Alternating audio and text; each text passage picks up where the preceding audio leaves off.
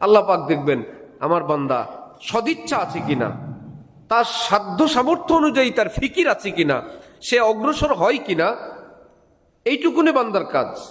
এত দূর আল্লাহু ইয়াজতাবি ইলাইহি মান ইয়াশা, আল্লাহ পাক বলেন আমি যাকে চাই আমার দিকে আমি টান মারি। ওয়াল্লাযীনা জাহাদু ফিনা লানাহদিয়ান্নাহুম সুবুলানা, আমি যাদেরকে দেখি আমার কাছে আসার জন্য প্রাণপণ চেষ্টা করতেই থাকে, আমি একজনকেও আমি আল্লাহর রাস্তায় ফেলে রাখি না, সকলকে কামিয়াব করে দিয়ে দিই।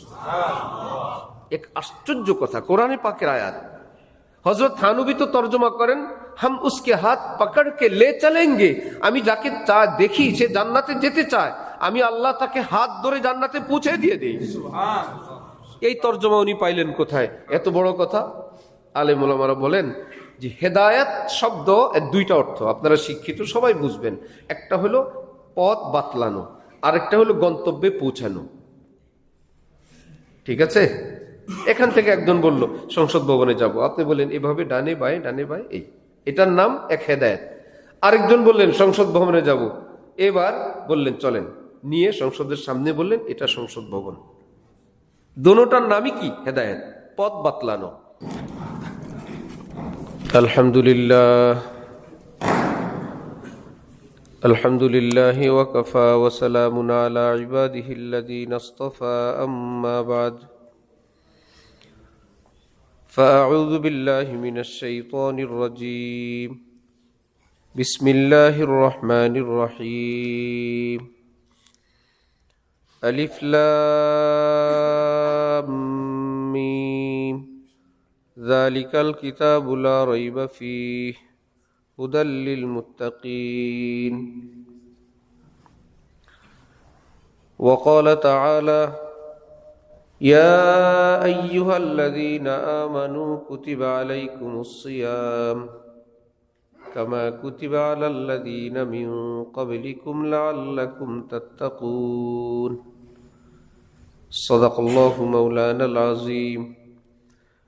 وقال رسول الله صلى الله تعالى عليه وسلم: من اتقى الله عز وجل سار آمنا في بلاده. وقال رسول الله صلى الله تعالى عليه وسلم: من صام رمضان إيمانا واحتسابا غفر له ما تقدم من ذنبه، أو كما قال رسول الله صلى الله تعالى عليه وسلم. মুআজ্জাজ হাজিরিন, আমি আল্লাহ পাক রব্বুল আলামিনের পবিত্র কালামের দুই জায়গা থেকে অংশ বিশেষ তেলাওয়াত করলাম এবং হযরত রাসূল করিম সাল্লাল্লাহু আলাইহি ওয়াসাল্লামের দুইখানা হাদিস শরীফ পাঠ করলাম। আল্লাহ পাক কোরআন শরীফ এবং হাদিস শরীফের কামিল হেদায়েত আমাদের সকলকে দান করেন। কোরআনে পাক এবং হাদিসে পাকের নূরে আমাদের জীবনকে সুন্দর করার, আলোকিত করার তৌফিক দান করেন।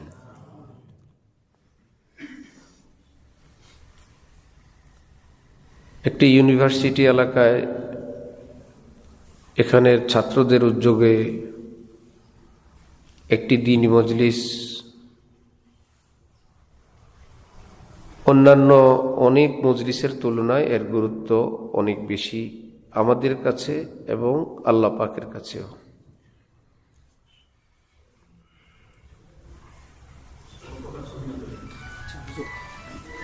সাতটা 45 পর্যন্ত কথা হইতে পারে, সমস্যা নেই, মাঝখানে শুধু আজান কথা চলতে পারে।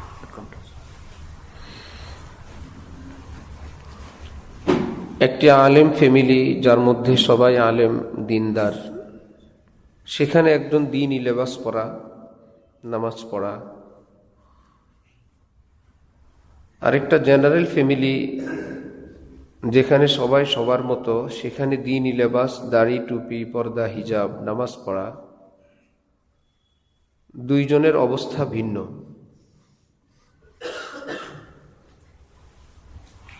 जितनी तुम्हारी कुर्बानी उतनी खुदा की मेहरबानी। একই আবাদত যে যত কষ্ট করে করবেন তার নেকি এবং বদলা আল্লাহ পাক সেই পরিমাণ দান করেন। ভারতবর্ষের বিখ্যাত এক মনীষী হযরত হাকিমুল উম্মত মুজাদ্দিদে মিল্লাত মাওলানা আশরাফ আলী থানভী তাফসীর বয়ানুল কুরআন সহ প্রায় 2000-এর মতো কিতাবের লেখক। এটা আল্লাহর ওলিদের থেকে হয়, এটা কয়ে বলে কারামত, অলৌকিক ব্যাপার। এটা আমাদের স্বাভাবিক ক্যালকুলেটরের হিসাবের বাইরে। যেমন নবীজির মেরাজ ক্যালকুলেটরের হিসাবের বাইরে। এটাকে মাথা দিয়ে, ব্রেন দিয়ে, বিজ্ঞান দিয়ে বুঝতে গেলে মাথা নষ্ট হবে। এটাকে বুঝতে হবে ঈমান দিয়ে, তখন আর কিছু নষ্ট হবে না।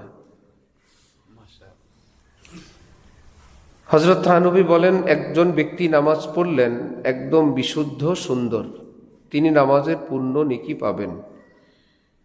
আরেকজন ব্যক্তি নামাজ পড়লেন অনিচ্ছাকৃত নামাজের মধ্যে অনেক খেয়াল, অনেক ভাবনা, অনেক পেরেশানি, তিনি সেটাকে দূর করার চেষ্টা করেন, তারপরেও মনের মধ্যে এরকম কিছু আসে, আবার মোকাবেলা করেন, যুদ্ধ নিয়েই তার নামাজ শেষ হলো।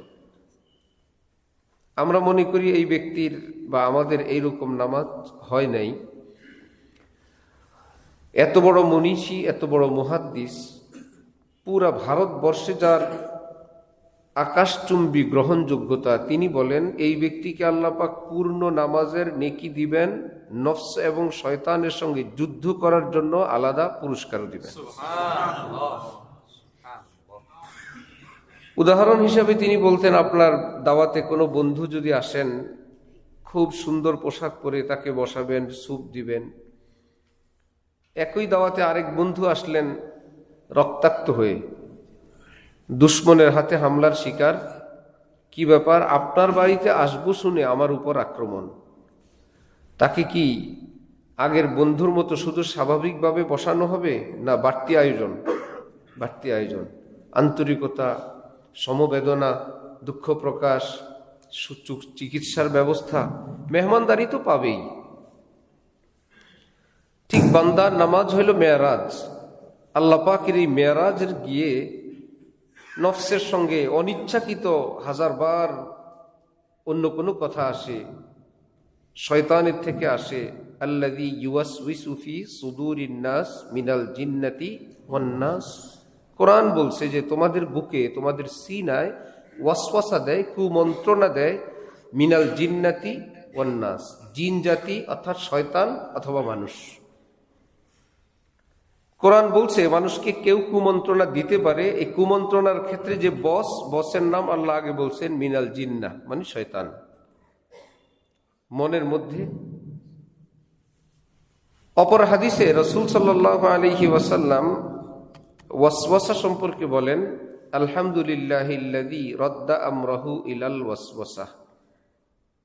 আল্লাহ পাকের শুকর, শয়তানের সর্বোচ্চ ক্ষমতাকে আল্লাহ পাক ওয়াসওয়াসা পর্যন্ত শেষ করে দিলেন। শয়তান মানুষকে সর্বোচ্চ ওয়াসওয়াসা দিতে পারে, কুমন্ত্রণা দিতে পারে, মানুষকে দিয়ে কোনো খারাপ কাজ করাইতে পারে না। এটা আজকের বয়ানের যাদের জন্য নতুন, নোট করে রাখবেন। শয়তান মানুষকে দিয়ে খারাপ কাজ বাস্তবায়ন করানোর ক্ষমতা আল্লাহ পাক শয়তানকে দেন নাই। সে আইডিয়া দিতে পারবে, বারবার বলতে পারবে, কিন্তু আপনাকে দিয়ে করাইতে পারবে না। যদি পারত, আজকের মজলিসে আপনারা কেন, আমি কি থাকতে পারতাম? শয়তানের যদি ক্ষমতা থাকতো কাউকে ভালো কাজ করতে দিবে না, তাহলে আমাদের একজনকেও কি মসজিদে আসতে দিত? কিন্তু আমরা চলে আসছি, শয়তান পারবে না আটকে রাখতে। যে আমি রওনা হইলাম মসজিদে, শয়তান কিভাবে আমার সিস্টেম সব ঘুরে ফিরে আমাকে, আমি হঠাৎ গিয়ে দেখি মন্দিরে, এরকমটা হবে না। এই ক্ষমতা শয়তানের নাই। আমি হাতে নিলাম দুধের বোতল, একটু পরে দেখি মদের বোতল, শয়তান এই চেঞ্জিং এর ক্ষমতা নাই। কোরআন শরীফে আছে, আল্লাহ পাক বলেন শয়তান কিয়ামতে যখন মানুষ শয়তানকে দোষারোপ করবে, আল্লাহ এই শয়তান আমাকে দিয়ে এই অপরাধগুলো সংঘটিত করাইলো, আল্লাহ তাকে শাস্তি দেন। আল্লাহ পাক কোরআন শরীফে বলেন, সেদিন তোমার সামনে বলবে, ফালা তালুমুনি ওয়ালুমু আনফুসাকুম, এ মানব জাতি, তোমরা আমাকে ধিক্কার দিও না, তো নিজেকে ধিক্কার দাও। যা করার তুমি করেছো, আমি করাই নাই, আমি প্ল্যান দিয়েছি, বাস্তবায়ন তুমি করেছো। তাহলে শয়তান কি করায় না প্ল্যান দেয়? প্ল্যান, পরিকল্পনা দেয় এবং সেটার জন্য বাতাস দেয় দূর থেকে। ঘটনা যা ঘটানোর আমরাই করি। আল্লাহ আমাদেরকে সব ওয়াসওয়াসা থেকে দূরে থাকা তৌফিক দান করেন। আবু দাউদ শরীফের হাদিস, রাসূল সাল্লাল্লাহু আলাইহি ওয়াসাল্লাম নামাজ পড়ছেন, শয়তান নবীজির সামনে একটা আগুন এনে এরকম ডান বাম করে। নবী তিনি যা করেন সেটাই শরীয়ত, আমরা শরীয়ত অনুসরণ করতে হয়। আর নবী যেদিকে যান সেটা শরীয়ত এবং সংবিধান কিয়ামত পর্যন্তের জন্য হয়ে যায়। তিনি বললে শরীয়ত, করলে শরীয়ত, দেখলে সাপোর্ট করলে সেটাও কি শরীয়ত, সেটাও ইসলাম। তিনি শয়তানকে ধরে ফেলছেন। বলেন, আমার মন চাইল মক্কার দুষ্ট বালকদের হাতে ন্যস্ত করি, শয়তান বুঝবে শয়তান কি জিনিস। শয়তান জিন জাতি, জিনের বৈশিষ্ট্য হলো সে যখন কোনো আকৃতিতে চেঞ্জ করতে পারে, অনেক আকৃতি ধারণ করতে পারে, কিন্তু কোনো আকৃতিতে যদি কোনো পরিস্থিতির সম্মুখীন হয় আর চেঞ্জ করার ক্ষমতা থাকে না। একবার যদি কোনো একটা আকৃতিতে ধরা পড়ে যায় তাহলে আর সে চেঞ্জ করতে পারবে না, যা করার আগেই। ইঁদুর হইতে পারবে, সাপ হইতে পারবে, পিঁপড়া হইতে পারবে, মানুষ হইতে পারবে, কিন্তু আপনি ইঁদুর বলে পিটান আরম্ভ করলেন, সে হাওয়া হয়ে যাবে, জিন আর হবে না। ইঁদুর হয়ে তাকে মৃত্যুবরণ করতে হবে। আর জিন জাতির কেউ এসে কারো প্রতিশোধ নিতে পারবে না যে তুমি আমাদের সদস্য মেরে ফেললা, না তো আমরা ইঁদুর মেরেছি, তোমরা তোমাদের বাচ্চার কাছে যাও, এই জন্য এর কোনো প্রতিশোধ নাই। কোনো কবিরাজ যদি বলে আপনারা ঘরের মধ্যে পিঁপড়া মারছিলেন, ওই পিঁপড়ার জিন ছিল, সেই জিন আপনাদেরকে ক্ষতি করে, বুঝবেন এটা দুষ্ট কবিরাজ।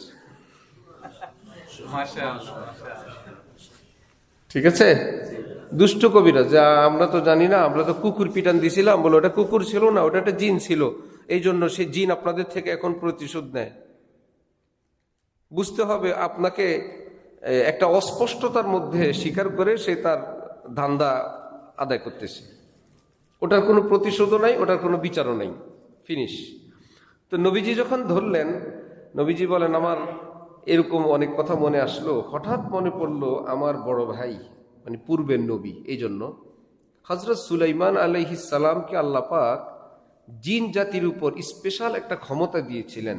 আমি যদি আজকে জিন জাতির উপর কর্তৃত্ব খাটাই তাহলে ওনার সঙ্গে কিছুটা সামঞ্জস্য হয়ে যায়, উনিও কর্তৃত্ব করতেন, আমিও কর্তৃত্ব করি, ওনার সম্মানে জিনটাকে আমি ছেড়ে দিছি। হযরত সুলাইমান আলাইহিস সালামের সম্মানে আমি জিনটাকে ছেড়ে দিলাম। লম্বা কথার অর্থ, শয়তান এটা জিন জাতি, শয়তান মানুষকে ওয়াসওয়াসা দিতে পারে, এবার সে যেই হোক, ঠিক আছে, সে যেই হোক, হজরত হোক, হুজুর হোক, পীর সাহেব হোক, আর যে থাকেই গুনার পরিবেশে। এক বুজুর্গের সঙ্গে ইবলিসের সাক্ষাৎ, জিজ্ঞেস করলেন, পৃথিবীর মানুষকে তুমি কেমন দেখলা? বলল, 3 শ্রেণী। এক শ্রেণী, এদের উপরে আমি 1000 চেষ্টা করেও কোনো কাজ করাইতে পারি না, আম্বিয়া কেরাম, নবী রাসূলগণ, আমি যতই চেষ্টা করি ওনাদেরকে অ্যাক্সিডেন্ট করানো আমার সাধ্যে নাই। আরেক শ্রেণীকে নিয়ে আমার বেশি মেহনত করতে হয় না, ফু দিলেই চলে। এত বড় আয়োজন, আজকের এখানের জলসা, মাশাআল্লাহ অনেক সাথী, কিন্তু যদি বলা হয়তো অমুক তারকা আসছে গেটের সামনে, সদস্য কি এই কয়জন হবে না আরো বেশি হবে? আরো বেশি হবে। যদি বাতাসে উড়ে আসতো অমুক খেলোয়াড় আসছে, তাহলে আরো অনেক বেশি সদস্য। শয়তান বলল, ওনাদেরকে নিয়ে আমার তেমন মেহনত করতে হয় না, ওটার প্রচার প্রসারের জন্য খালি বাতাসে বাতাসে হয়, আমি গিয়ে দেখি আমার বসরা, আমার উস্তাদরা ওখানে উপস্থিত, আমার তেমন মেহনত করতে হয় না। তৃতীয় শ্রেণী বলল, এটা হলো আমার সবচেয়ে যন্ত্রণার আইটেম, আমি অনেক কষ্ট করি এদেরকে দিয়ে, ভুল বিচ্যুতি করাই, গুনাহ করাই, চোরে চুরি করে, পরে কি বলে জীবন বাঁচানো ফরজ, বলে না? তার মানে ফরজ কাজ করো। চুরি করে আবার বলে জীবন বাঁচানো ফরজ, একটা কথা বলে দিল। আবার কেউ বলে আমরা যে সোসাইটিতে থাকি, আমরা সোসাইটির বাইরে যাব? আমরা কি আনকালচার? আমরা সামাজিক প্রাণী, সমাজ যেমন আমরা তেমন। এগুলো কি মানুষের কথা না শয়তানের কথা? শয়তানের কথা। মানুষের মুখে শয়তান বলায়, মানে ভিতরে আসে, প্ল্যান প্রোগ্রাম দেয়, মানুষ সেটাকে বলে। এগুলো মানুষের মূলত নিজের কোনো কথা না এবং ইসলামেরও কথা না। আমাদের উস্তাদ বাংলাদেশের একজন বিখ্যাত বুজুর্গ আলেম, যার সম্মান গ্রহণযোগ্যতা পুরো পৃথিবীতে বর্তমানে, এটা আমাদের বাংলাদেশেরও গর্ব, আলেম সমাজের গর্ব। পাকিস্তানিরা বাংলা শিখে, কি ব্যাপার যে আমাদের শায়েখ বাংলাদেশের একজন বিখ্যাত আলেম, ওনার ভাষা বাংলা, এই জন্য আমরা বাংলা টিচার রেখে বাংলা ভাষা শিখি। এটা আমাদের গর্বের না, সম্মানের না? আমাদের সম্মানের। সারা জীবন তো শিখলাম তোদের ভাষা, তোরা কবে আমাদেরটা শিখবি? শিখে তারা এখন বাংলা বয়ান শুনে যতটুকু বুঝে বুঝে। হজরত বলেন, আরিফ বিল্লাহ হজরত মাওলানা শাহ আব্দুল মতিন বিন হুসাইন সাহেব দামাত বারাকাতুহুম। এখন সব জায়গায় খুঁজলে তো পাওয়া যাবে না।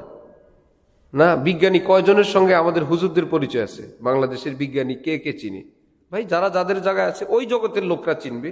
মাঠে ময়দানে ওনাদের কাজও নাই, ওনাদেরকে চেনার কথাও না।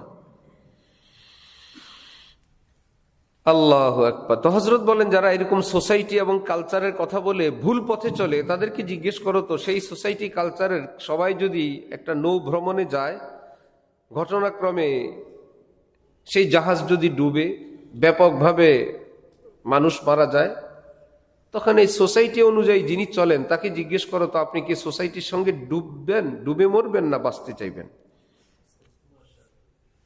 আপনার বন্ধু মহলে সবাই ডুবে গেছে, অধিকাংশই স্রোতের সঙ্গে চলে গেছে। আপনি হাবুডুবু খান, কেউ এসে বলল ভাই আমরা দুইজন ছাড়া আর কেউ নাই, সব চলে গেছে, তাহলে কি ডুব দিয়ে মরবে না বাঁচার চেষ্টা করবে? কেন বাঁচার? আপনি তো সামাজিক প্রাণী, সমাজ যেদিকে আপনি সেদিকে। বললো এই জন্য কি মরার কাজে? সমাজ মরলে আমি মরবো না তো?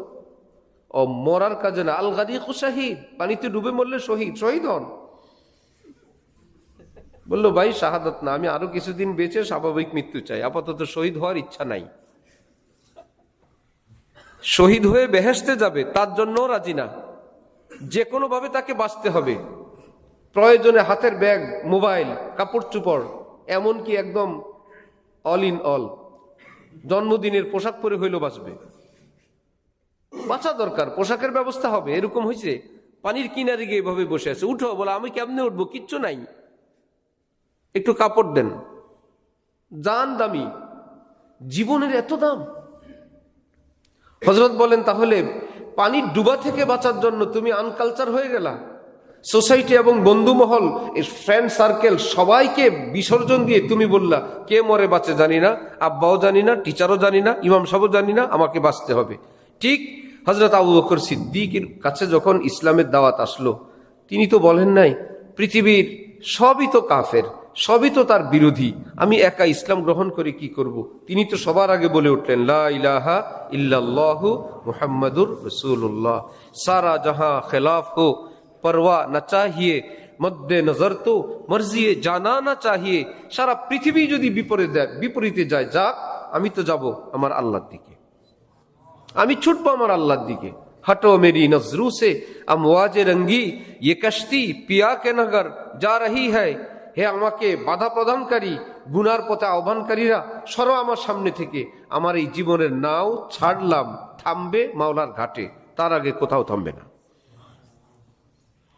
আল্লাহ আমাদেরকে দ্বীনের সহি বুঝ দান করেন। আপনাদের কথা বলতে গিয়ে অনেক দূরে চলে গেছি।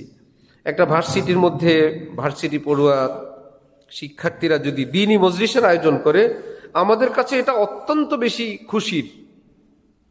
তা আমরা কারা? আমরা তো হীনমন্যতার রোগী, আমরা তো ছোট মনের। আমাদের কাছে যদি এটা এত বড় কিছু হয়, আল্লাহ পাক জানি কত বড় দৃষ্টিতে সেটাকে দেখেন।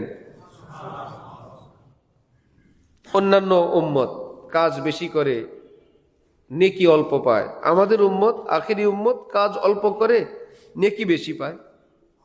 এই হাদিস পড়াইতে গিয়ে আমাদের শেখ হজরতওয়ালা বলেন, যেমন কোনো মা তার ছেলেদেরকে বলল, আজকে যদি ধান কেটে আনো তোমরা, আমি ইলিশ খাওয়াবো। বড় মেজো সেজো সবাই গেল ধান কাটার জন্য, পিচ্ছি একটা সেও গেল। নাম কাওয়াস্তে কাজ করে না, আউলায় আল্লাহ জানে। এবার রাতের বেলা ইলিশ কি 3 জন পাবে না ছোটরাও পাবে? কাজ করলো কতটুকু, অল্প সামান্য, কিন্তু ইলিশের ভাগ তো পাই। যদি ইলিশে একটু ডিম হয়, হযরত বলেন, তাও ওই পিচ্চিটা পায়। বলেন আখিরি উম্মত হইলে এরকম, অনেক আমল করলো আগেওয়ালারা, তোমরা যা পাইলা এই উম্মত যদি নামকা ওয়াস্তেও লেগে থাকে, হযরত বলেন কেউ যদি পিঁপড়ার গতিতেও আল্লাহর দিকে আগায়, অর্থাৎ গতকালের চেয়ে আমার অগ্রগতি একটা পিঁপড়ার গতির মতো, এইটুকুন ভালো হয়েছে কেউ, এইটুকুন আল্লাহর দিকে সে অগ্রসর, এইভাবেও যদি চলতে থাকে প্রতিদিন, আজকে একটু হইলেও ভালো হব, একটা গুনাহ হইলেও ছেড়ে দিব, একটা দুরূদ শরীফ হইলেও বেশি পড়ব, এক টাকা হইলেও বেশি দান করব, একটা ভালো কাজ হইলেও বেশি করব, এই হলো তার গতির মাত্রা, একদম পিপিলিকার মতো। হযরত বলেন এই ব্যক্তিকেও আল্লাহ পাক কামিয়াব করে আল্লাহ পর্যন্ত পৌঁছে দিবেন। কারণ কোন মানুষ নিজের ক্ষমতায়, নিজের আমল, নিজের দক্ষতায় সে আল্লাহ পর্যন্ত পৌঁছবে না, তাকে পৌঁছাবেন আল্লাহ। আল্লাহ পাক দেখবেন আমার বান্দা সদিচ্ছা আছে কিনা, তার সাধ্য সামর্থ্য অনুযায়ী তার ফিকির আছে কিনা, সে অগ্রসর হয় কিনা, এইটুকুনে বান্দার কাজ। এত দূর আল্লাহু ইয়াজতাবি ইলাইহি মান ইয়াশা, আল্লাহ পাক বলেন আমি যাকে চাই আমার দিকে আমি টান মারি। ওয়াল্লাযীনা জাহাদু ফীনা লানাহদিয়ান্নাহুম সুবুলানা, আমি যাদেরকে দেখি আমার কাছে আসার জন্য প্রাণপণ চেষ্টা করতেই থাকে, আমি একজনকেও আমি আল্লাহর রাস্তায় ফেলে রাখি না, সকলকে কামিয়াব করে দিয়ে দিই। এক আশ্চর্য কথা, কোরআনে পাকের আয়াত। হযরত থানবী তো তর্জমা করেন, হাম উসকে হাত পকড় কে লে চলেঙ্গে, আমি যাকে দেখি সে জান্নাতে যেতে চায়, আমি আল্লাহ তাকে হাত ধরে জান্নাতে পৌঁছে দিয়ে দিই। এই তর্জমা উনি পাইলেন কোথায়? এত বড় কথা। আলেম ওলামারা বলেন যে হেদায়েত শব্দ এর 2টা অর্থ, আপনারা শিক্ষিত সবাই বুঝবেন। একটা হলো পথ বাতলানো, আরেকটা হলো গন্তব্যে পৌঁছানো। ঠিক আছে? এখান থেকে একজন বলল সংসদ ভবনে যাব, আপনি বললেন এভাবে ডানে বায়ে ডানে বায়ে, এটার নাম এক হেদায়েত। আরেকজন বললেন সংসদ ভবনে যাব, এবার বললেন চলেন, নিয়ে সংসদের সামনে বললেন এটা সংসদ ভবন। দোনোটার নামই কি? হেদায়েত, পথ বাতলানো। হেদায়েত শব্দ যখন পৃথিবীর কারো জন্য ব্যবহার হয়, নবী, রসুল, পীর, বুজুর্গ, আলেম, হজরত, মানুষ, তার অর্থ হয় পথ বাতলানো। তিনি হেদায়েত করেছেন মানে পথ বাতলি দিলেন। সে রাস্তায় গিয়ে হারাইতেও পারে, পৌঁছতেও পারে। আর যখন হেদায়েত শব্দ আল্লাহর জন্য ব্যবহার হয়, হেদায়েত করলেন আল্লাহ, তার অর্থ তখন ব্যাপকভাবে এই হয়, তিনি পথ বাতলেই ক্ষান্ত হননি, বরং হাত ধরে তাকে মঞ্জিলে পৌঁছে দিলেন। যে আয়াত আমি তেলাওয়াত করলাম, আল্লাহ পাক বলেন আমি যাদেরকে দেখি আমার কাছে আসতে চায়, নিষ্পাপ হতে চায়, জান্নাত পেতে চায়, আমার প্রিয় পাত্র হতে চায়, এর জন্য তার সাধ্যমতো তার চেষ্টা আছে। বুখারী শরীফের এক হাদিস, 99 জন খুনি, এই ব্যক্তি এক মৌলভী সাহেবের নিকট জিজ্ঞেস করলো যে আমার 99টা খুন, তওবা করতে চাই, ব্যবস্থা আছে? সে বলল এত বড় সাহস, এতগুলো অপরাধের পরে আবার তুমি তওবা করবা? না না না, তোমার তওবা নাই। ওই ব্যক্তিকে সে খুন করলো, 100 হইল, কিন্তু তওবার বেদনা তার ভিতরে আছেই। সামনে আবার গিয়ে এক বুজুর্গ, যিনি সহি আলেম, জিজ্ঞেস করলেন আমার তওবার কি কোনো ব্যবস্থা আছে হুজুর? অবশ্যই আছে। বলো কি? আল্লাহ পাক রহমান, পাপ তো কঠিন, অপরাধ তো জঘন্য, কিন্তু আল্লাহ পাকের রহমতের সামনে সেটা খুবই নগণ্য, খুবই নগণ্য। একটা পুকুরের পানি অনেক, একটা দিঘির পানি অনেক বিশাল, কিন্তু বঙ্গোপসাগরের সামনে সেটা কি অনেক বেশি না খুবই অল্প? খুবই অল্প, অতি সামান্য। আটলান্টিকের সামনে আরো সামান্য, 1000 কোটি আটলান্টিকের সামনে বলে সেটা কোনো পানি হইল? ঠিক অপরাধ নিজের জায়গায় অনেক বড়, আল্লাহর রহমতের সাগরের সামনে সেটা খুবই নগণ্য। 100 জন হত্যাকারী অপরাধ, যাও তওবা করো, ওই বস্তিতে আল্লাহর প্রিয় বান্দারা থাকেন, তাদের সঙ্গে দোয়া নেও, তাদের হাতে হাত দিয়ে তওবা করো। রওনা হইল। কিছু দূর যাওয়ার পর তার শরীর অসুস্থ, চলতে পারে না, একটু বসে পড়ছে, হামাগুড়ি দেয়, একটু পরে আর পারে না। তাহলে কি হবে? আমার বুকটা সেই দিক দিয়ে শেষ হয়ে আছে, যেতে পারলাম না। মালাকুল মউত হাজির। আজরাইল জান কবজ করে, সাথে রাখে না। জান্নাতি হলে জান্নাতের ফেরেশতা, জাহান্নামী হলে জাহান্নামের ফেরেশতারা নিয়ে যায়। এখানে আসছে উভয় গ্রুপ। জান্নাতীদের কথা হইল তওবার জন্য রওনা করলেন, আমরা জান্নাতে নিব। জাহান্নামীদের কথা হইল তওবা তো করেননি, এখনো তো তার আমল নামায় গুনাহ বাকি আছে, আমরা জাহান্নামে নিব। তৃতীয় পক্ষের ফেরেশতা এসে বলল, কিসের ঝামেলা এখানে? এই ঝামেলা, এখন কি করা যায়? উভয়ের যুক্তি ঠিক আছে, দেখা হোক। তিনি কোথা থেকে রওনা করলেন, যাবেন কোথায়? যে বেশি পথ অতিক্রম করলে জান্নাতে যাবে, অল্প পথ অতিক্রম করলে জাহান্নামে যাবে, মাপা ঝোপা হবে। এখন বাস্তবতা হলো অল্প একটু অতিক্রম করলো, সব পথই বাকি। তাহলে শর্ত অনুযায়ী তিনি কোথায় যাবেন? জাহান্নামে। বুখারী শরীফে হাফেজ ইবনে হাজার আসকালানী ব্যাখ্যা গ্রন্থে তিনি বলেন, বান্দার এইটুকুন কার্যক্রম, এইটুকুন প্রচেষ্টা এত চরম অপরাধীর, এই প্রচেষ্টাকে কাজে লাগানোর জন্য আসমান জমিনের মালিক তিনি ব্যবস্থা করলেন। দূরের জমিনকে বললেন, চুপে চুপে কাছে আসো। পিছনের জমিনকে বললেন, চুপে চুপে পেছনে যাও। মাপ ঝোপ হবে এখন, তার উপর ভিত্তি করে আমার বান্দার হিসাব নিকাশ হবে। আমি রহমান, আমি রহিম, আমি শাকুর, আমি অল্প মেহনতকে অনেক মূল্যায়ন করি। ফেরেশতারা চুপচাপ দাঁড়ায় আছে, হিসাব নিকাশ করে দেখে বেশি পথ অতিক্রম, অল্প একটু বাকি। জান্নাতের ফেরেশতারা নিয়ে চলে গেছে। বুখারী শরীফের হাদিস। কি বললেন তিনি, কি বুঝাইতে চান? मायूस न हो अहले जमी अपनी खता से, तकदीर बदल जाती है मुज़तर की दुआ से। হাজার ভুল বিচ্যুতি থাকুক, নৈরাশ্যতা হারাম। ভুল এত বড় ভুল না, নিরাশ হওয়া যত বড় ভুল। গুনাহ এত বড় গুনাহ না, নিরাশ হওয়া যত বড় গুনাহ। আল্লাহু আকবার। হাকিমুল উম্মত মাওলানা আশরাফ আলী থানভী বলেন, অনেক মুসলমান তওবা করে না তওবা ভেঙে যাওয়ার ভয়ে। তওবা করে লাভ কি? তওবা তো ভাঙবেই। হযরত বলেন, তবে কি উযু থেকেও বিরত থাকবো উযু ভাঙার ভয়ে? উযু কি ভাঙে না? উযু করলে উযু হয় না? সে উযু কি আর ভাঙে না?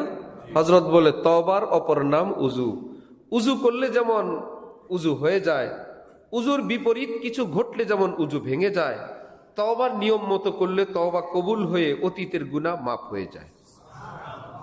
আবার যদি গুনাহ হয় তাহলে তওবা ভেঙে যায়, আবার তওবা করলে সেটাও মাফ হয়ে যায়। হাদিস শরীফে নবীজি বলেন, মা আসাররা মান ইস্তাগফার ওয়া ইন আদা ফিল ইয়াউমি ৭০ মাররা। আমার কোন উম্মত একদিনে যদি সকাল থেকে সন্ধ্যা রাত পর্যন্ত ৭০ বার, অন্য বর্ণনায় ১০০ বার একই পাপ করে, তওবা করে করে তওবা করে করে তওবা করে, ১০০ নম্বরে গিয়ে এই পৃথিবী দেখবে বা সে দেখবে ১০০ নম্বর, নবী বলেন আমি বলবো ১ নম্বর। কেন? বলেন নাম্বার হয় আগের গুলো থাকলে, তওবার কারণে তো সেগুলো নাই, অস্তিত্বই নাই। এটা এক, এটা তওবা করলে এটাও মাপ, এটাও মাপ। এক থাকলে না দুই হবে, একই তো নাই। আগেরটা 0, এখন দ্বিতীয়টা রাখলো, এটা আবার 1। এখন 1 নম্বর রাখলাম, এটা করার পর তওবা হয়ে গেছে, এটাও শেষ। তৃতীয়টা রাখলাম, এটা হবে 3, 1ও নাই 2ও নাই, এটা আবার 1। নবীজি বলেন ৭০ নম্বরে ১০০ নম্বরের গুনাহটা মা সাররা, সে বারবার করে নাই, মাত্র একবার করলো। এইবারও যখন তওবা করে আল্লাহ পাক তাকেও মাফ করে দিবেন। আল্লাহ আপনাদের এই উদ্যোগকে কবুল ফরমান। দিন দিন এটাকে আরো বেশি অগ্রগামী, আরো বেশি তারাক্কি হাসিল করার তৌফিক দান করেন। সামনে রমজান শরীফ, আমি যে 2 আয়াত শরীফ পড়লাম, কোরআন শরীফে আল্লাহ পাক বলেন, আমি 30 পারা কোরআন দিলাম হুদাল্লিল মুত্তাকিন। যালিকাল কিতাব, এই কিতাব, লা রাইবা ফি, সন্দেহের কোনো অবকাশ নেই, হুদাল্লিল মুত্তাকিন, আমি তোমাদের সকলকে মুত্তাকি বানানোর জন্য 30 পারা দিলাম। তাহলে কোরআনের সার কথা আমাদেরকে কি বানানো? আমির সাহেব, পীর সাহেব, হুজুর সাহেব, হাজী সাহেব, দাতা সাহেব, না মুত্তাকি সাহেব? এটা মনে রাখবেন এক কথা। আমরা বলি নাই, আল্লাহ বলছেন যালিকাল কিতাব লা রাইবা ফি হুদাল লিল মুত্তাকিন। এই 30 পারার যত কথা, যত গল্প, যত ঘটনা, যত ওয়াকিয়া, যত কিচ্ছা, যত বনি ইসরাইল, আমার টার্গেট মুত্তাকি বানানো। আমার ভাষা ভিন্ন হবে, টার্গেট মুত্তাকি বানানো। মা বাচ্চাকে খাবার খাওয়ায়, শিশু বিশেষজ্ঞদের কাছে গেলে দেখবেন যেই বাচ্চার যেই রোগ, একটা রোগ আছে প্লাস, স্যার কিছু খেতে চায় না, এই একটা প্লাস আছেই। পরেরটার বসেন এই সমস্যা সেই সমস্যা, আর কি স্যার রুচি নেই। পরেরটা বসেন যত সমস্যা আছে, স্যার কিছু খেতে চায় না, 80-90 ভাগ পাবেন। এবার এই বাচ্চাকে মা কিভাবে খাওয়ায়? একটা গল্প বলে, আরেকদিন আরেকটা গল্প বলে, গল্প বলে আর খাবার খাওয়ায়। একবার ইঁদুর বলে, একবার বিড়াল বলে, একবার বাঘ বলে, একবার মেয় বলে, একবার কার্টুন বলে। এখন নতুন সিস্টেম, সামনে মোবাইল দিয়ে খাবার খাওয়ায়। মায়েদের আর কোনো কষ্ট করতে হয় না। ডাক্তারদের নির্দেশনা, এটা স্বাস্থ্যের জন্য ক্ষতিকর। মনোযোগী হয়ে খাবার খেলে বাচ্চার জন্য বেশি উপকারী। আর এই খাবারের এই সহজ বাহানায় বাচ্চা মোবাইলে অভ্যস্ত হয়, এটা তার ভবিষ্যতের জন্য আরো বেশি ক্ষতিকর। মোবাইলের আগের গল্প, মা বলল খাবার খেতে চায় না, আচ্ছা তুমি খাবার খেও না, ছোট্ট ছোট্ট লোকমা ভাগ করলো, এটা দাদু আপুর, এটা নানু আপুর, খালামণি, এটা ফুফি, এটা ভাইয়া। এই আগে কোনটা খাবা? একটা গল্প জুড়ে দিল, যা মন চাইলো দাদা ভাইয়েরটা খাও। সে তো আর খাবার খায় না, এটা খেলা চলছে। এ দাদু আপুরটা, ভাইয়ারটা, আপিরটা, শেষ। একটু পরে প্লেট খালি। এখানে কি ভাগ বাটোয়ারা উদ্দেশ্য না খাওয়ানো উদ্দেশ্য? খাওয়ানো। এইবার বাচ্চা অন্যদিন, একদিন, 2 দিন, 3 দিন পর ভাগ করার পর সে বলে আমি খাবার খাবো না। বুঝে ফেলছে এই বাহানা মানে আমাকে খাবার খাওয়ানো। বড় মুশকিল। এখন আবার নতুন সিস্টেম করতে হবে। এবার একটা গল্প জড়ো, একটা বাঘ আসছিল বিশাল বড়, এগুলো বাচ্চারা খুব পছন্দ করে, ওই গল্পে প্লেট খালি। 2 দিন 3 দিন পর বাঘের গল্প আর চলে না। এখন তো না, তোমার নানা ভাইয়ের বাড়িতে যে বিড়ালটা আছে কেমন, সাদা কালার না কালো কালার? বলো তো। সাদা। ওটা কি ঘেউ ঘেউ করে? না, ওটা মেও মেও করে। এইবার গল্প শুরু। ঘেউ ঘেউ মেও মেও, যা ইচ্ছা তাই হোক, দুনিয়ার যত আজগুবি কথাও শেষ, প্লেটও শেষ। রব্বুল আলামিন বলেন যালিকাল কিতাব লা রাইবা ফি হুদাল লিল মুত্তাকিন। আমি আমার টার্গেট তোমাদেরকে কেবলমাত্র হেদায়েত। এই হুদান শব্দের অর্থ কেবলমাত্র হেদায়েত। এই কিতাবে হেদায়েত ব্যতীত এক সূরা, এক আয়াত, একটা শব্দ নাই, সব হেদায়েত। সামনে গিয়ে দেখি ইউসুফ জুলাইখার প্রেমের কিচ্ছা আছে না? তাও কঠিন। নাহনু নাকুসসু আলাইকা আহসানাল কাসাস, শ্রেষ্ঠতম একটা গল্প আপনাকে শোনাবো। আল্লাহ আপনি বললেন হেদায়েতই হেদায়েত, তাও কি সব প্রেমের গল্প। আল্লাহ বলেন দেখো তো, এই প্রেমের গল্প পড়লে ভিতরে কি হারাম প্রেম বৃদ্ধি পায় না ঈমান বৃদ্ধি পায়?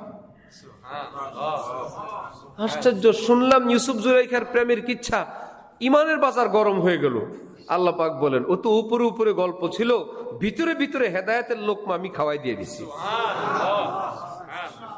আমি এমনই করি, কখনো বনি ইসরাইল শোনাবো, কখনো আসহাবে কাহাফ শোনাবো, কখনো লোকমানের গল্প শোনাবো, কখনো এই নবী, কখনো সেই নবী। একটা উদ্দেশ্য না, কারণ ডাইরেক্ট এটা করো, এটা করো, এটা করো না, এটা তোমাদের উপর ভার হবে। গল্পে গল্পে পড়া চলবে, টের পাবে না। হুদাল লিল মুত্তাকিন। তাহলে 30 পারা কোরআন আমাদেরকে গল্প শোনাবে না হেদায়েত করবে? আল্লাহ। বিদ্যুৎ মানে কি ঠান্ডা জিনিস না গরম জিনিস? বিদ্যুৎ কি ঠান্ডা না গরম? ফ্রিজের বিদ্যুৎকে আলাদা কিনি আমরা, যে স্যার একটু ঠান্ডা বিদ্যুৎ দিয়ে আমাদের ফ্রিজে লাগানোর জন্য। একই জ্বালানি, একই বিদ্যুৎ। লাইটে জ্বলে, হিটারে আগুন, ফ্যানে দিলে ঘুরায়, ডিপে দিলে একদম বরফ, নর্মালি দিলে ঠান্ডা। একই বিদ্যুৎ। একই বিদ্যুতের যেমন এত রূপ। আল্লাহ বলেন আল্লাহু নূরুস সামাওয়াতি ওয়াল আরদ। এই পৃথিবীর যত রং রূপ দেখো, এটা আমার নূরের এক একটা বহিঃপ্রকাশ। আমার কোরআনে যত রকমের কথা দেখো, সব হেদায়েতের এক একটা রং, এগুলো সব হেদায়েতের বাণী। বুজুর্গানি দিন বলেন রাতের আধার কালো, এটা আল্লাহ পাকের এক নূর। কালো চাদর দিয়ে আল্লাহ পাক আমাদেরকে ঘুম পাড়ান। এখন আলো দিলে তোমাদের আরামদায়ক ঘুম হবে না, কালো চাদর মুড়ো দিয়ে আমি তোমাদেরকে ঘুম পাড়ায় দিলাম। এটা আরেকটা নূর, নূরেরই একটা প্রকার, একটা ধরন। তো হেদায়েতের ধরন, তাকওয়ার ধরন আল্লাহ পাক কোরআন শরীফে ভিন্ন ভিন্ন দিলেন। এই কথা এখানেই শেষ। তাহলে কোরআন শরীফের উদ্দেশ্য আমাদেরকে আমির সাহেব, পীর সাহেব, মুরিদ সাহেব, হুজুর সাহেব, ইমাম সাহেব, খতিব সাহেব, হজরত সাহেব বানানো না, মুত্তাকি বানানো। এর থেকে কারো ছুটি নেই। সংক্ষেপে বলে দেই, মুত্তাকি অর্থ যে ব্যক্তি গুনাহ করে না, এই ব্যক্তির নাম মুত্তাকি। যদি গুনাহ করে ফেলে, গুনায় থাকে না, তওবা করে লাইনে চলে আসে, এই ব্যক্তির নাম মুত্তাকি। একবার বিমানে আমি চললাম, তো আমাদের এক বন্ধু, সে আমাকে ককপিটে নিয়ে গেল, একদম চালক যেখানে, চলন্ত বিমানে। তো তারা যেহেতু তাদের লোক নিয়ে গেল, এই সেই বলে, আমি দেখলাম কিচ্ছুই নাই। বললাম, পাইলট সাহেব কি দেখে চালান? বিমানে কিছু দেখে চালাবেন তো, সামনে তো রাস্তাঘাট কিছু দেখি না।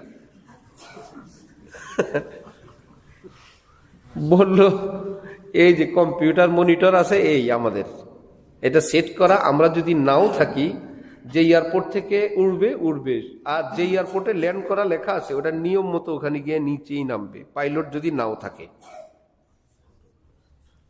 বললো, এরকম পাইলট বিহীন কিছু উড়োজাহাজ বাজারে ছাড়ার পর মানুষ যখন শুনছে চালক নাই, কেউ উঠে না, যা আমাদের এত স্পেশাল লাগবে না। তারপরে বললেন, কিছু ফায়দাও আছে, সব তো সেট করা, আমরা কিছু ডিউটিও করি, ইমার্জেন্সি অসুস্থ হইলে এটা তো সেট করা নাই, আমরা নিচে এয়ারপোর্টের সঙ্গে যোগাযোগ করে ল্যান্ড করি। আবার সামনে দেখা যায় মনিটরে কেমন কেমন জানি একটু আফসা আফসা, বললো ওখানে একটু মেঘ আছে, তখন আমরা এটাকে একটু উপরে উঠায় নিই, একটু ডান বাম করে নিই, এটা করি। আরো কিছু কথা একটু পরে দেখা গেল, অর্থাৎ আমাদের গুগলের লোকেশনের মতন অনেকটা। তো এখন দেখা গেল লোকেশন একদিকে, বিমানটা একটু সাইডে চলে গেছে, আমি দেখতেছি। একটু পরে আমাকে বললেন, এই যে এখানে একটু অসুবিধা, আমরা একটু সরে গেছি, একটু পরে লাইনে আসবো। আমি ওখানে দাঁড়ায় বললাম, ঠিক জান্নাতের পথটাও এরকম রেডি করা আছে, কেউ যদি একটু ডানে বায়ে যায়, এই ফিরে আসাটা, রাস্তায় ফিরে আসাটাকে আরবি এবং ইসলামের ভাষায় তওবা বলে। রাস্তায় ফিরে আসাটাকে কি বলে? তওবা। তওবা শব্দের অর্থেই ফিরে আসা। ছিল জান্নাতের একদম লোকেশন অনুযায়ী, জানে নামাজি ছিলাম জান্নাতের পথে, কয়েকদিন নামাজ ছেড়ে দিছি, সে কি জানে না এখন জান্নাতের পথে নাই? জানে কি না? জানে।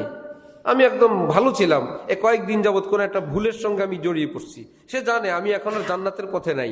রব্বুল আলামিন বলে, তওবা করো, তওবা করো, তুমি লাইনে চলে আসো।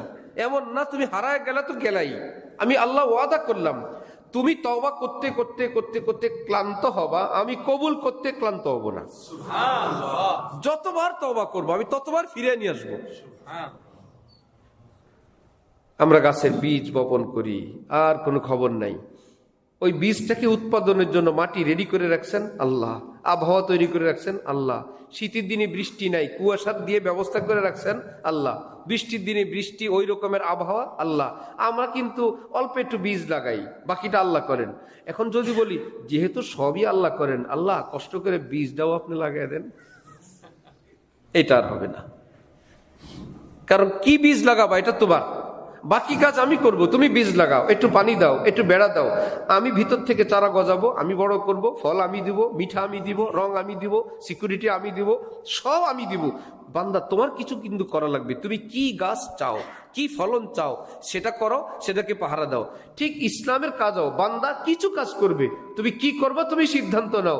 আরে ইবতিদা করনা হ্যায় মুশকিল, इंतहा मुश्किल नहीं, काम को खुद काम पहुंचा देता है अंजाम तक।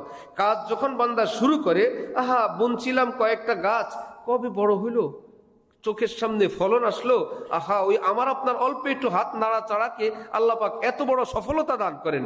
ঠিক আমলের লাইনে যদি আমি আপনি অল্প একটু হাত পা নাড়াচাড়া করি, না বসে থাকবো না, একটু তওবা করি, একটু জিকির করি, একটু দুরূদ শরীফ পড়ি, একটু পরোপকার করি, মানব কল্যাণে একটু কাজ করি, একটু নড়াচড়া, না আমার ভুল পথে চলে আসছি, একটু আস্তাগফিরুল্লাহ পড়ি, অনেক দিন হলো আমি কেমন চলো 2 রাকাত পড়ি। আর মুমিনের অন্তরে আল্লাহ পাক এক থার্মোমিটার লাগায় রাখছেন, বান্দা যখন ভুল পথে যায় ভিতরে তার কম্পন সৃষ্টি হয়। আল্লাহ কত বড় রহমত। কখনো সে শান্তি পাবে না। সে টের পাবে আমি ভুল পথে আছি, আমি ভুল পথে আছি। যেমন থার্মোমিটার তো না, এটা কি বলে, ছোট কম্পাস। কম্পাস দিয়ে আমরা কাবা বা দিক নির্ণয় কেমনি করি? কম্পাস তো চতুর্দিকেই ঘোরানো যায়। আমরা বলি যদি কাপাকাপি করে বুঝতে হবে সে তার অরিজিনাল দিকের দিকে ফিরে নাই। উত্তর মেরুতে ফেরার আগে সে অস্থির থাকবে, উত্তর মেরুতে ফিরলে স্থির হবে। তার মাথায় অল্প একটু ম্যাগনেট, উত্তর মেরুতে ম্যাগনেটের পাহাড়, সেন্টারের দিকে ফিরলে সে স্থির হয়। সুতরাং এটা যদি উত্তর, বিপরীতে দক্ষিণ, এটা পশ্চিম, এটা পূর্ব, এটা ঠিক হয়। ঠিক আল্লাহ পাক আমাদের রুহের জগতে আল্লাহ পাকের নূরের একটু ম্যাগনেট, একটু ঝলক সবার রুহে লাগা, এবার তিনি চুপে চুপে গায়েব হয়ে বসে আছেন। যাও এবার যেদিক ফিরাবা ভালো লাগবে না, কাঁপতে থাকবে। যেদিক ফিরাবা ভালো লাগবে না। হযরতওয়ালা করাচি বলেন, ঘুড়ি উঠতে থাকে, একটা ঘুড়ি দেখলে বোঝা যায় মালিকের হাতে আছে, আরেকটা ঘুড়ি দেখলে বোঝা যায় কাটা গেছে, ছেড়ে গেছে। এইবার কি একে সুখে থাকতে দেয়? চতুর্দিক থেকে লাঠি সোটার আক্রমণ, হামলা। পাশেরটাকে ধরো না, ওটা ছেড়া যায় না, ওটা মালিকের হাতে আছে। যেই মানুষের জীবন ছিঁড়ে যায়, আল্লাহর সঙ্গে সম্পর্ক নষ্ট হয়, বিচ্ছিন্ন হয়, এই ব্যক্তির চাল চলন, ভাষা, উচ্চারণ, আয় ব্যয়, সকাল সন্ধ্যা দেখলে সেও বুঝে, অন্যরাও বুঝে মালিকের সঙ্গে সুতা কেটে গেছে। রব্বুল আলমিন বলে, জোড়া দিবা না? जो नचित कर सके नफ्स के पहलुओं को तो यूं हाथ पाव भी ना ढाले, अरे उससे कुश्ती तो है उम्र भर की, कभी वो दबा ले कभी तू दबा ले, ये रिश्ता मोहब्बत का कायम ही रखे, जो 100 बार टूटे तो 100 बार जुड़े। আল্লাহ বলেন, নো টেনশন, আমার সঙ্গে সম্পর্ক নষ্ট হয়ে গেল, ছিঁড়ে গেল, তুমি তওবা করো, আমি আল্লাহ জোড়া দিয়ে তোমার ইমানের জিন্দিগি আবার জ্বালায় দিয়ে দিব।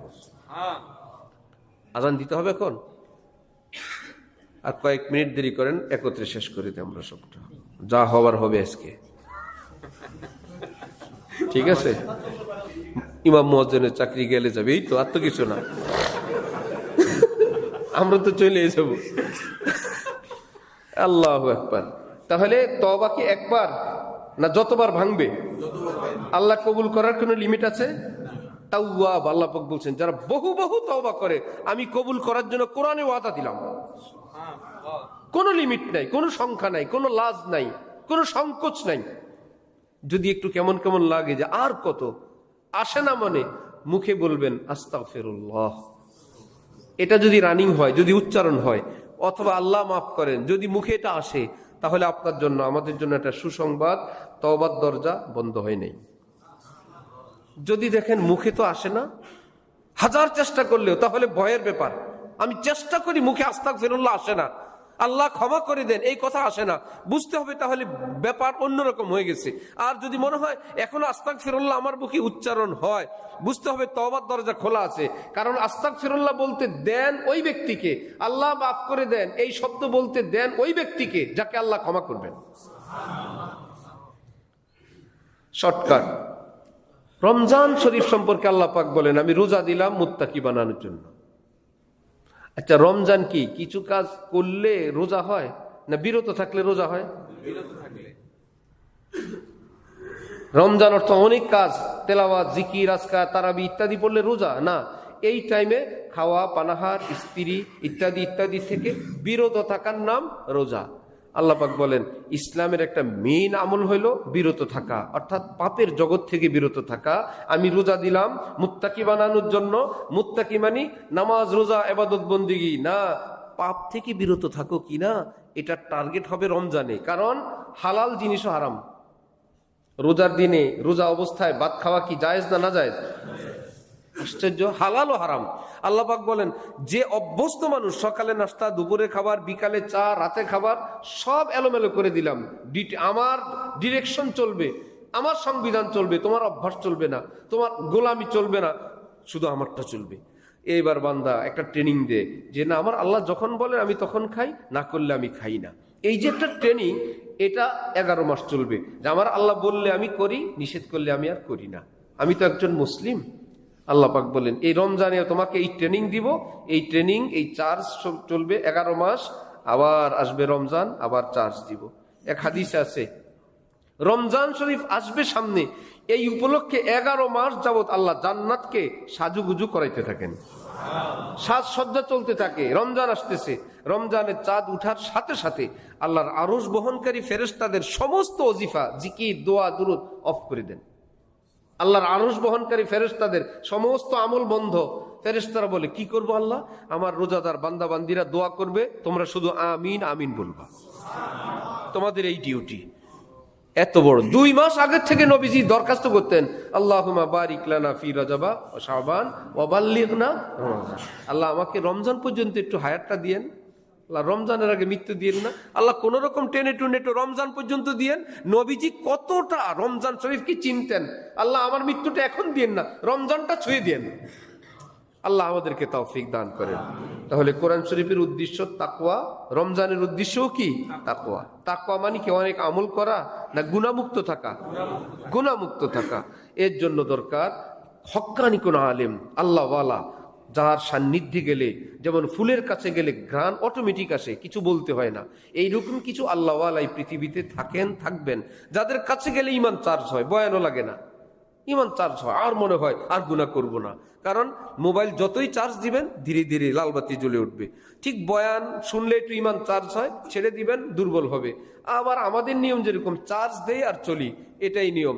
আলেম, আল্লাহওয়ালা, বুজুর্গানি দ্বীনের সঙ্গে সম্পর্ক রাখলে চার্জ হইতে থাকবে, আমরা জান্নাতের দিক আগাতে থাকবো, ভুল হইলে তওবা করতে থাকবো। আল্লাহ আমাদেরকে তৌফিক দান করেন। ওয়া আখিরু দাওয়ানা আনিল হামদুলিল্লাহি রাব্বিল আলামিন।